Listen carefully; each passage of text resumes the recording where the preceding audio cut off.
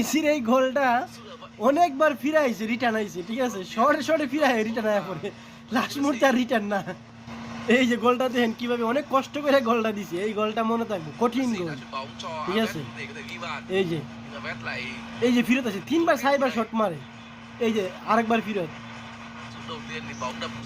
এটাও ফিরত, দ্বিতীয়বার আর ফিরত নাই, 3 বারের মাথা মিসি গোলটা দিছে, কয়বার দিছে শট হালা, কয়বার ফিরাইছে গোলি, তুমি দিক্ক ভাইবে আইব কখন বুঝছো, কয়বার মেসি।